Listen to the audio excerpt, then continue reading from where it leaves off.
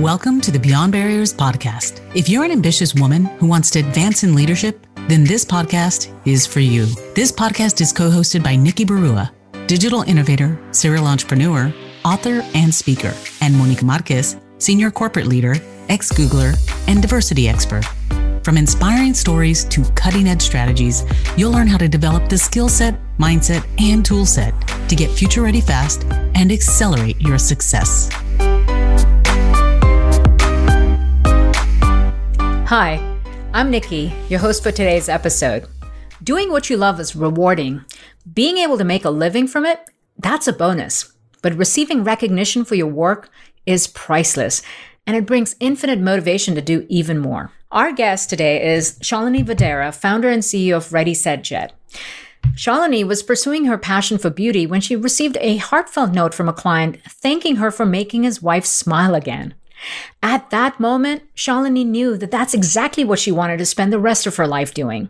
So in 2018, Shalini launched Ready, Set, Jet with the mission to positively impact women around the world through a globally inspired and socially responsible brand. Shalini Vadhera is the recipient of the 2019 Hind Rattan Jewel of India Award from the Prime Minister's office, which is the highest honor bestowed on a non-resident Indian. She's also the winner of the 2017 Mahatma Gandhi Leadership Award from the House of Lords, British Parliament. Her global influence with women and young girls stems from her entrepreneurial passion to build companies and create products for women to empower women. In this episode, Shalini shares how she found her passion and purpose on her entrepreneurial journey and how success comes faster when you focus on your strengths. Visit I'mBeyondBarriers.com where you'll find show notes and links to all the resources in this episode, including the best way to get in touch with Shalini. Hi, Shalini. Welcome to the Beyond Barriers podcast. We're so thrilled to have you on the show because you are such a rule breaker, pioneer, inspiring leader. So I can't wait for our audience to get to know you and learn from you. So welcome. Oh, thank you so much. I'm so excited to be here. And I do tend to break a lot of rules. You can ask my mom and dad. That's the only way to be. So let's dive right in. Tell us about your very early formation story of the dreams you had as a little girl, and give us a peek into that, Shalini. Yeah. So I grew up in Southern California in San Diego in a very beautiful surf town. So, it was beach tacos and nice people with my entire upbringing. But we traveled a lot, luckily. And we came from, we by no means were wealthy, very middle class, but somehow my parents gave me the incredible gift of travel. Mm-hmm. So, every few years we'd either go to India. My mom would actually pull me out of school for 2 months, and I'd spend about 3 months in the wintertime in India. And then in the summers, on alternate years, we would go to visit my grandparents in Kenya. So we'd get that great East Africa experience and, just beautiful like safaris, and outside my grandparents' house, like the giraffe would start walking around at 5 p.m. So wonderful memories, but also the spark of enchantment with global beauty because, we were flying Japan Airlines and Singapore Airlines and connecting in these Asian cities. And, these women were like walking Barbie dolls to a young girl. I remember being on a flight to India on Singapore Airlines. And I think I was 8. And I got up to ask them for some water, and their curtain was closed in, the galley area. And I remember pulling the curtain back, and here were all these gorgeous flight attendants painting their nails. And I was like, oh my God, they're so, they're glamorous. So, and I had always just loved beauty. And, of course, having very traditional parents, it wasn't really an opportunity to go into it. But, I did after my dad sent me to India with a plane ticket and $2,500 at 19 and told me to start my own company. Wow. Oh my God. So what was that company? What was that first business? Well, first off, I cried hysterically on that flight. I was secretly being married off because that was the threat for not behaving and being a very, outspoken young girl is like, if you don't behave, we're going to marry you off or we're going to send you to boarding school. Yeah. But when I landed, my uncles were waiting for me, and they were knitwear manufacturers. And so the path of least resistance was to create knit and golf sweaters for the surf and golf industry in San Diego. So I worked with, Aaron Chang and a lot of different surf companies and golf companies, and I hated it. Mm-hmm. 19-year-old telling my uncles, hey, we have a delivery date. And they're like, hey, don't worry, bring some chai. And I'm like, no, we legitimately have a delivery date. I can't go have chai. And so I did out of that. And I did sterling silver and semi-precious stones, got them into Macy's. And, I was fearless. I love to just cold call everybody. But while I was doing that, I was also going to college and getting a degree in international business. And I remember just needing another part-time job. So I went and interviewed at the cosmetics department this is going to age me, back when Bullock's was still around. We didn't have Macy's. Yeah. And I got a job at the Clinique counter. And I remember getting my very first customer and not knowing how to do any makeup at all. So I was really nervous. And that was the time where they didn't even have makeup brushes for Clinique. It was like cotton balls and Q-tips and whatnot. And so I ended up doing her makeup. And the next day I got a beautiful bouquet of flowers and a card that said, thank you so much for bringing back my wife.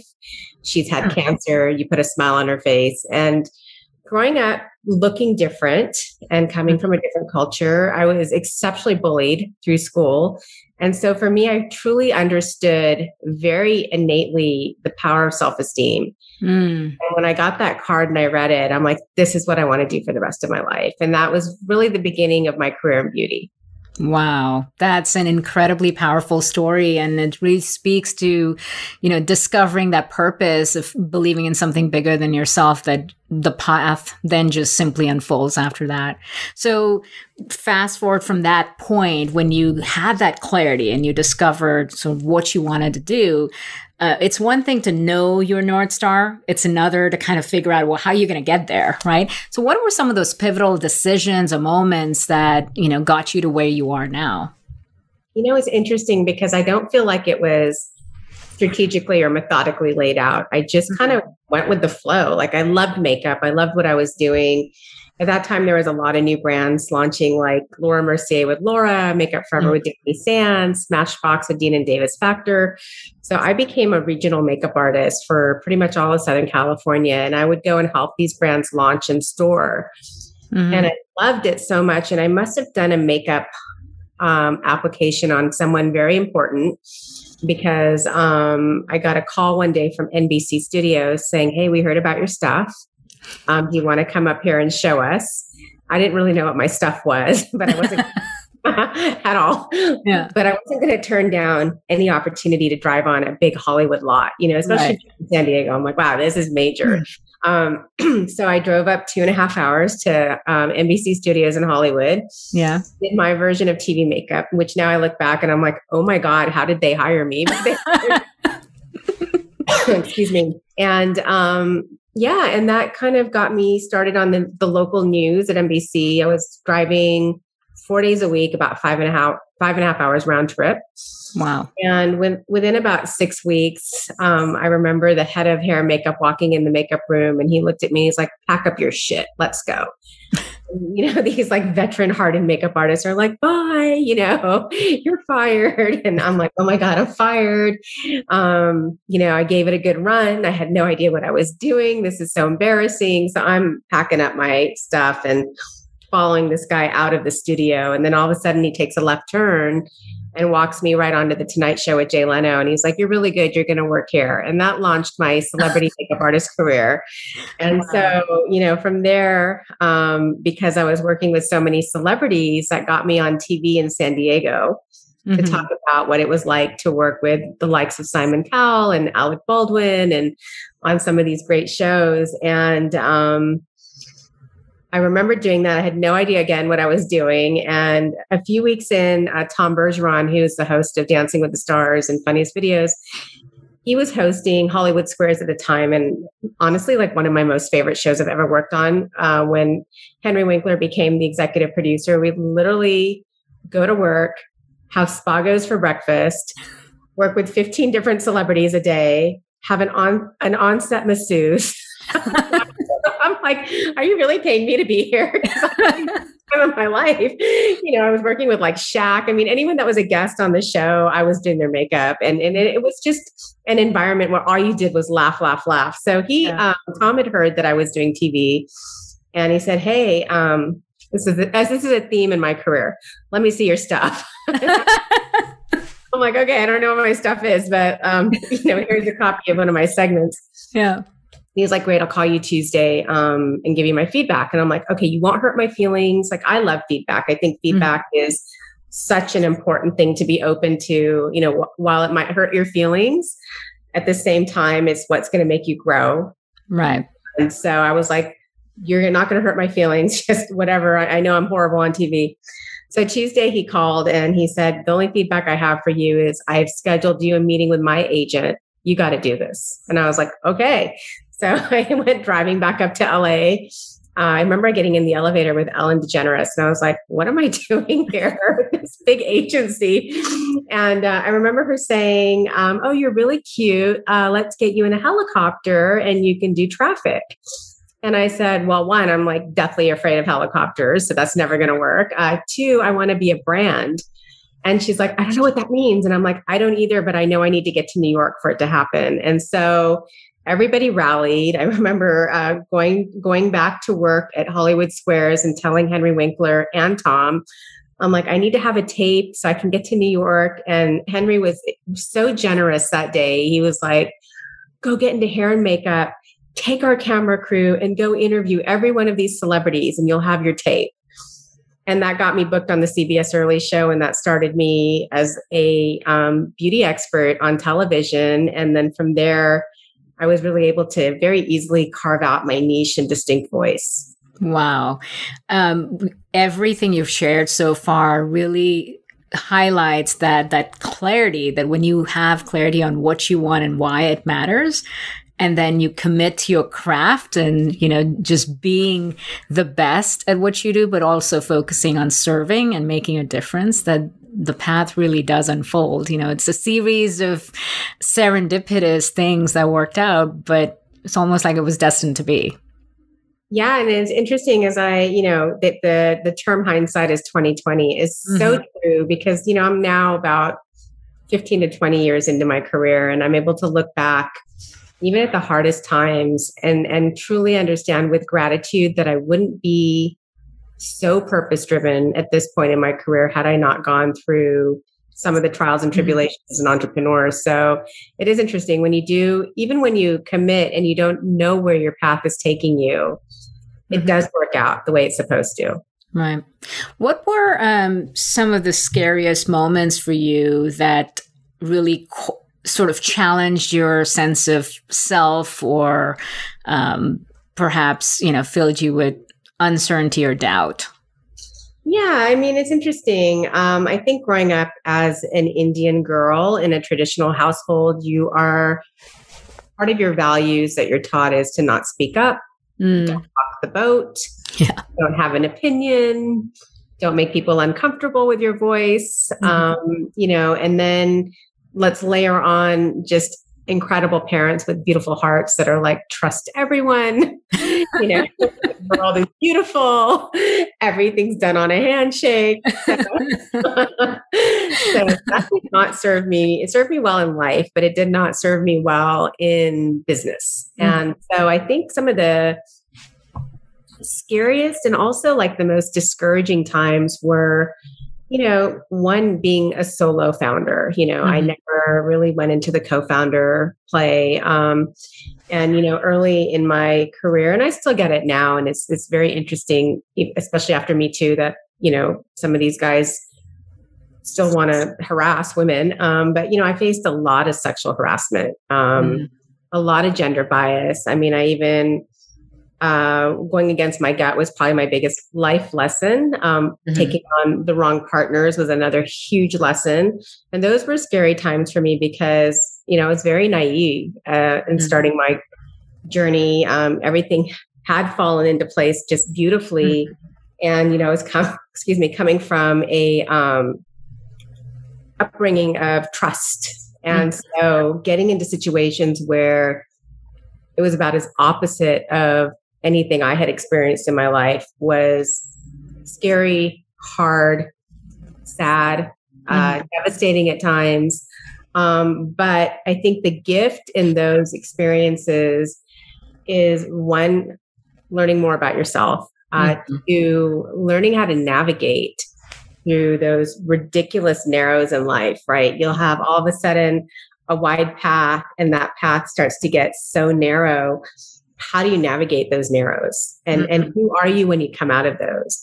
And, I think for me, some of the biggest lessons were not everyone has the same value system you do. And I faced it not only from men, from, the male perspective of harassment, wanting to party on yachts and fly on jets and calling me in on, weekends for let's go over your numbers. And then next thing I know, they're trying to kiss me or they're showing up in a white bathrobe. It's just so inappropriate. But then I also faced it from women. And I think that to me, being a girl's girl and really being one where my entire mission has been to empower women was the most surprising. And I think the most upsetting part of my journey was that not every woman wants to see another woman succeed. So I'll take this quote. So one of my advisors is Baroness Verma from the British Parliament. She's an amazing woman. And I remember her telling me, she's like, I've had to fight against the men and I've had to fight against the women. It's been equally as hard to get to where I am. And I could really understand that because, that's sometimes the most unexpected lessons and hurts come from the ones that you least expect it from. And so for me, I think just learning to navigate all of that was very difficult. I mean, there were times in my journey where I physically thought I was going to break from just, the stress of what I was going through. But looking back and where we are now with this new brand, there is no way I could have legitimately gone out there and empowered women had I not gone through even half of what I've gone through. Because, now I can very much empathize with women who are in certain situations and really wanting to help promote them into the right place in their lives. Right. Well, it's the ultimate founder's journey, right? It's so much about self-awareness. So many people talk about entrepreneurship like it's the path to financial freedom and it's this and that. And I was like, at the end of the day, the most valuable thing you get out of it is you discover all parts of yourself. And you have an opportunity to elevate the parts of yourself that need to grow but didn't know.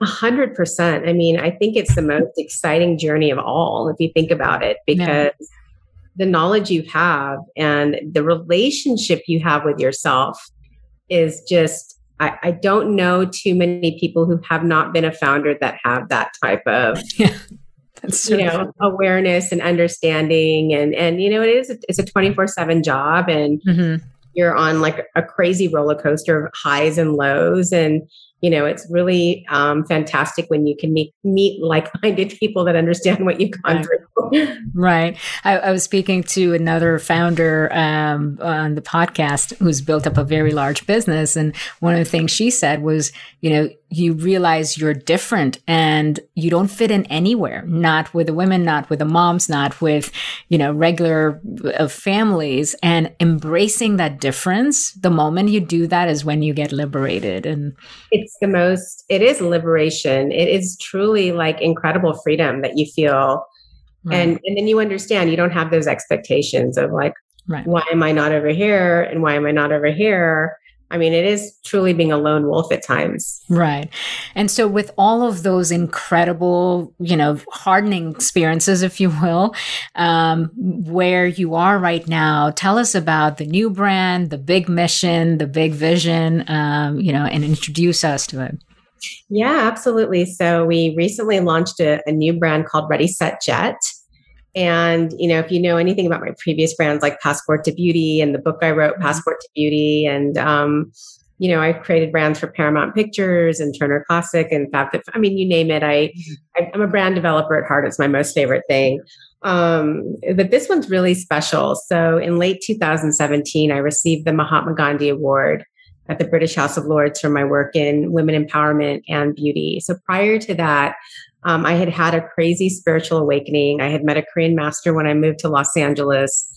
And a few years after I met him, he had called urgently at 4:30 a.m. to see me in Sedona. And on my way to Sedona, my car was struck by lightning. And because silly me being from San Diego and not seeing that much lightning, I was recording everything on my phone, which was plugged in the car. So it conducted the charge through the left side of my body, which was quite painful. But I believe it served its purpose, because when I did arrive to Sedona, the Korean master looked at me and he said, "That was for you. That was for your brain. These are the next 4 things I need you to do. And the 5th thing is your homework." And sure enough, I had the craziest weekend. I mean, that's a whole nother podcast, other story. But what it did do is it did make me realize, as number 5, what I needed to do was to create a platform for women, because I was just discouraged. Women weren't supporting women. There was a lack of mentorship and resources for me in my journey. And I wanted to make sure no women went through that. So I launched Power Beauty Living. Within a year, the United Nations contacted me to launch it globally at the UN on the floor, and then bring one of my events of powering up your beauty, your business, and your life to 350 country head CEOs and diplomats.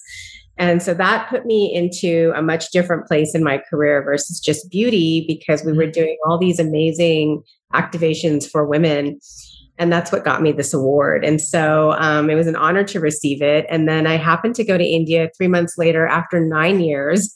I had not been to India in so long, but it was my last cousin's wedding. And there was no way I was going to miss a good Indian wedding with all my relatives together after so many years. And so I flew to India, and the day I arrived, there was actually a car waiting for me in Delhi. And next thing I know, I was sitting down with the head of Congress, the Supreme Court, a number of ministers of, social empowerment, justice, education, a lot of guys that were really passionate about seeing women rise in India. And so they asked me, they said, "Look, we feel you've reached your full potential. Now we want you to help our girls." So I said, "Okay, thank you very much. Let me think about it." Came back in mid-2018. I got another call from these guys saying, "Hey, we've got 300 people coming in the House of Commons. We'd like for you to speak for 1 hour on what you're going to do for India." So at that point, I knew they were serious. And I started doing research, and I'm like, okay, if we're going to create impact, then let's create significant impact. Let's not go in there and find a leash and make it fair trade or, sustainable. Let's create some impact. And I kept getting the same conversation. Every NGO I called that, these girls get to the age of 15, either they've never had education, or their education ends.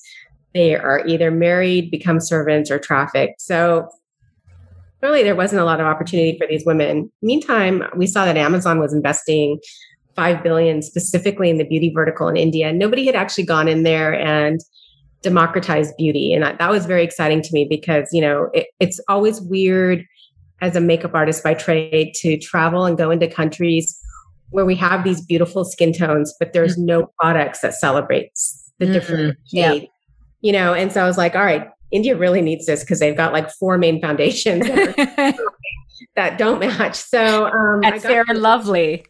Yeah, exactly. And so I ended up, kind of doing my research, and I'm like, let's create a new brand. There's this whole new generation of people that love to Airbnb and Uber the world. They want to transform through travel, and they also want to do good. They're this activist generation. Let's create a brand we can scale that will help us scale the impact and, train at least 1 million girls, if not more, the next couple of years. And so I pitched that. Everybody loved it. And I came home and I got to work, started creating these products. And then we raised our first round late 2019. I'm very proud to say 90% of women came in.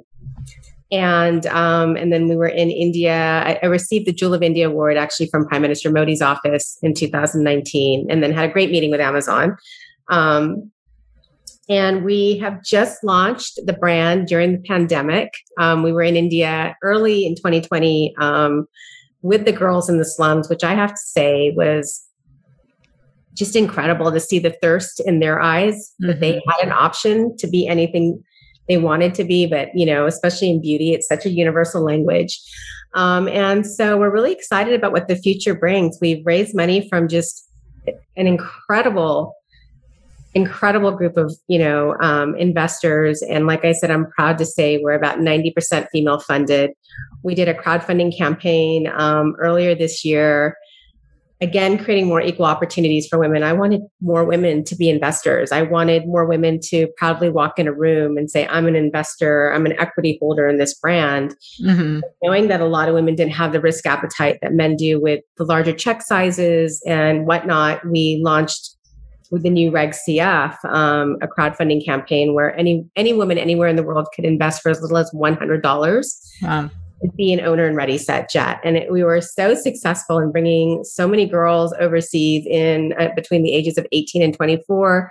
And then in the US, just getting women across the entire country that made their first investment. And we're so proud of it, flipped and became ambassadors for the brand. And it's just been a really exciting journey. Now we're getting ready to launch the online academy where women anywhere in the world will have the opportunity to learn personal and professional skills to live their most powerful and beautiful life. And we have a big impactful learning pledge where anytime a course or a membership is purchased, we will sponsor a woman anywhere in the world that can't afford to come in for free. That is so incredible and so inspiring that you're doing that. But what I also love is that you've really build this like an ecosystem that empowers and gives back and really feeds it back into the system, from your investor choices to giving back and who you're primarily serving. What if you could pinpoint the invisible ceilings limiting your success?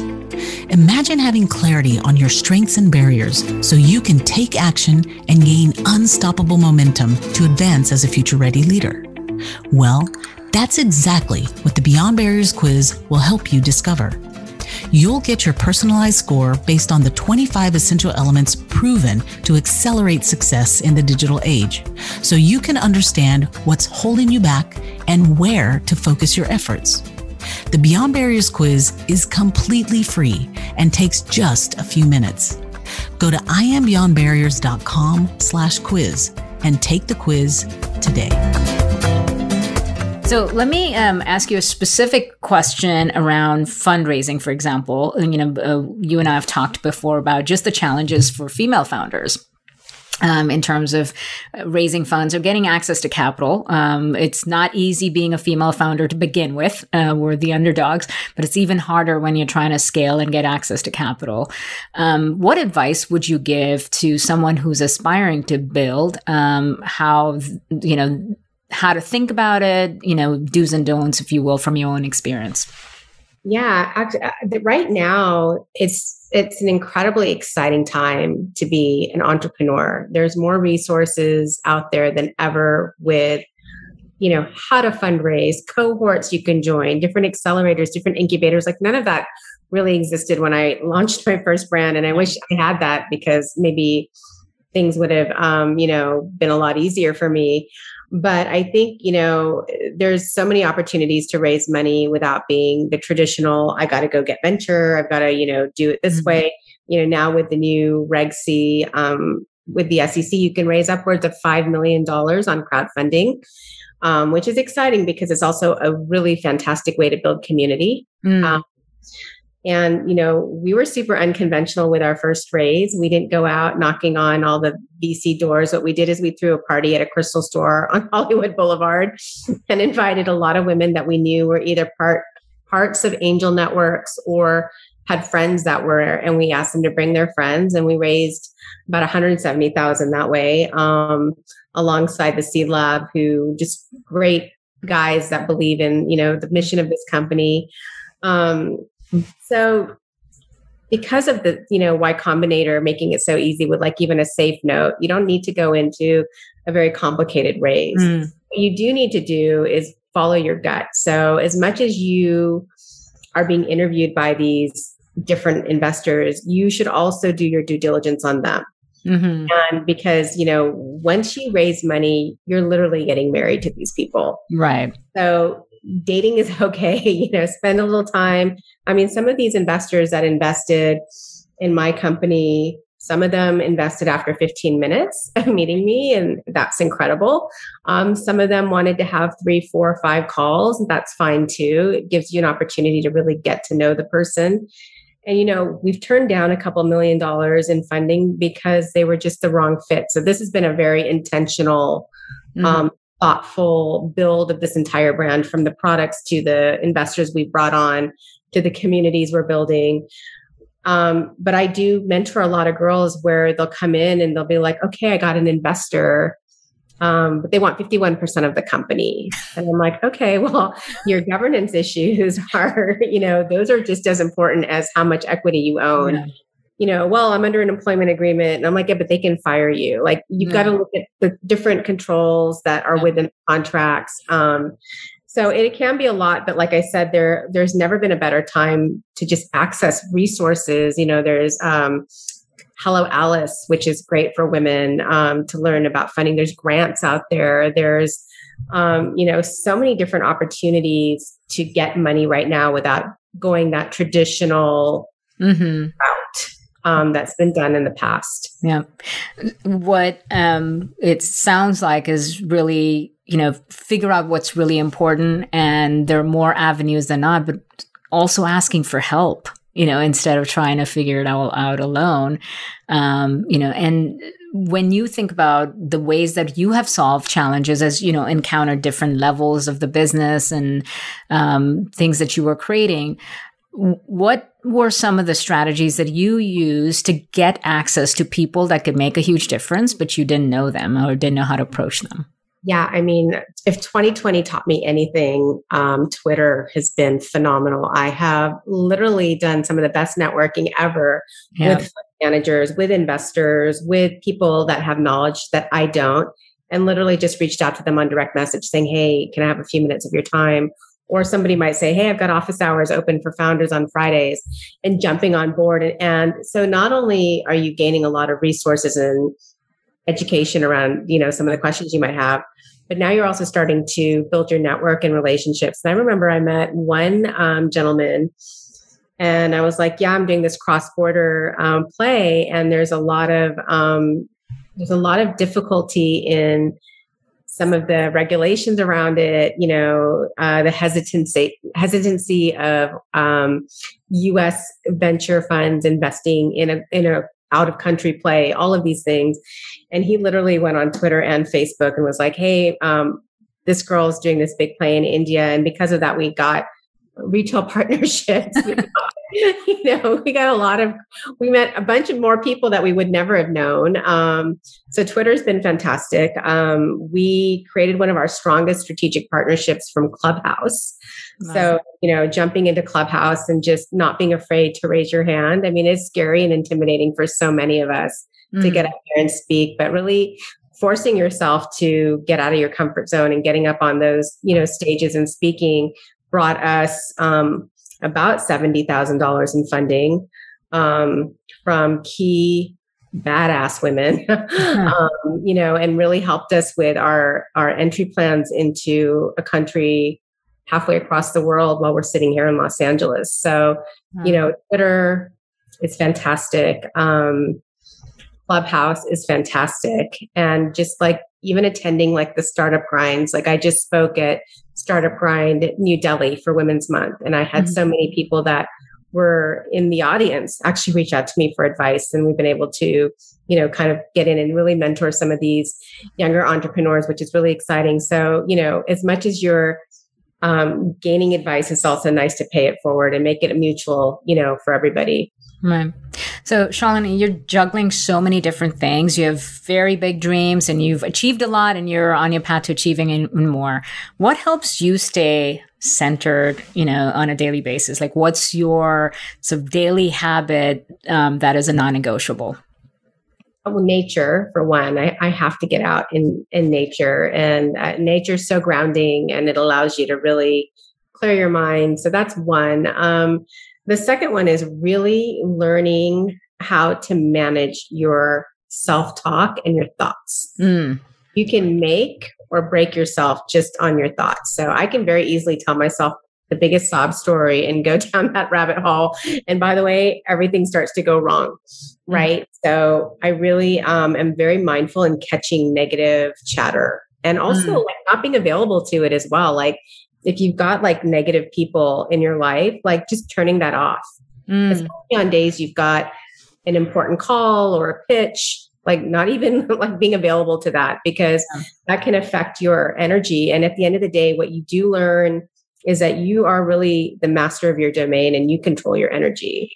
Mm-hmm. And so, learning the art of detachment is another one. Like, instead of getting so emotionally attached to, for instance, how the packaging is going to come out. It's not, earlier in my earlier brands, it was very like, oh my God, this is my baby. And now it's like, nope, this is for the world. And learning to take more of an observational approach to things versus being emotionally in. Like, if I start to feel like I'm getting emotional about something, I will literally mindfully step out and be like, observe, just like it's another red car going down the street. Observe this just as you would observe that. And that immediately takes the emotion out and you're able to make more rational, practical decisions. Now, when you look 10 years out and you think about what skill or competency you need to personally develop now, to embark on that next stage, what is that? I think we're always all learning. I'm happy to be at an age in my life and an experience level where I understand what I do really, really well. And I also understand what I don't do. Mm-hmm. So for me at this point in my career, it's really about surrounding myself with best in class people in areas that I don't understand. I think earlier on, you want to do everything, especially as a founder. Mm-hmm. You've got this, like, this is my baby. I want to control it. But, as I've journeyed through my career, what I realized is that's not the best use of my time. And, really just continuing to surround myself with best in class. And as I look through my career, it's something that I'm going to lean on more and more as I grow my brands. And really just honoring myself. Like, this is what I do really well. And I'm going to kind of stay in my lane. And I'm going to bring the people that do those, different verticals or whatever really well. And we're going to have fun while we do it, So I think that's really important. That's great. Okay. Final question is, if you had a billboard with your biggest message to women around the world, what would it say? Trust your gut. Powerful indeed. It never lies. It never lies. And it can lead you to greatness. And it can also lead you to absolute sadness if you go against it. I mean, I think time and time again, the times I've gone against my gut when I've known have been probably the most painful with the biggest losses. And so, you have that gut instinct for a reason. And just make it your friend, and don't paint red flags white. Like, if you see a red flag, it's there for a reason. Don't be like, oh, it's okay. It'll work itself out. It'll get better. It's usually like, no, it won't. It'll be in your face and really, distract and destroy. So trust your gut. Thank you. That is phenomenal. So thank you for being on the show. We're huge fans of everything you're doing, the mission you're on, and everything you're building. We'll be rooting for you. Thank you for being on the show, Shalini. Well, thank you, and appreciate your support, and always happy to have more women in our Ready, Set, Jet family. So thank you so much. Thank you for listening to the Beyond Barriers podcast.